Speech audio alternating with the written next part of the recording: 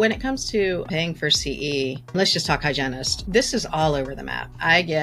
We pay for it because she'll find somebody else that'll pay for it, or that's the cost of his license. He should take care of it. Right. Do you see a general consensus out there, or is it just that all over the map? Well, there's not a consensus, and this is one where we could probably talk for another hour about CE because most people don't know this, but there are federal and in some cases state wage and hour laws that govern what you have to pay for. So federally, if folks want to look this up, it's Federal Labor Code 785.27.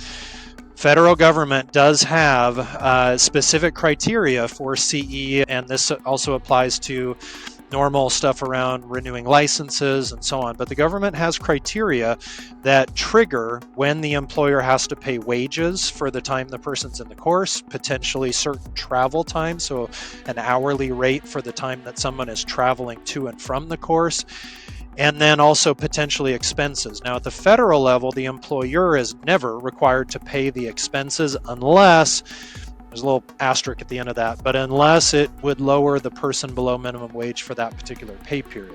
A lot of offices have it backwards. A lot of offices will pay for the tuition, the cost of the course, supplies, and most offices do not pay for the wages or the travel time. And if you trigger one of the government's criteria and then you're sort of in the game, then it's actually the opposite. The government requires you to pay the hourly wages in the course, and they require you to pay the travel time. You don't have to pay for the expenses.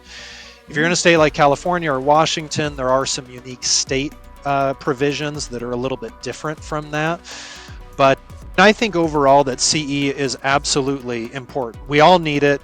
Employees need it. It makes them better at their jobs and so on. And we have a number of HR specialists that have worked in other industries, and they're always baffled when they come to work here and they go, why in the world are dentists not wanting to pay for everything related to CE? It's just this thing of, for some reason back in the day, somebody decided, oh, I'll pay for the course and I won't pay for anything else. Oh, yeah. And I think it's also due a little bit to kind of this negative mindset of, well, what if I pay for this course and then what if they quit? And it's like, well, what if you don't pay for it and they don't take the course and then they stay?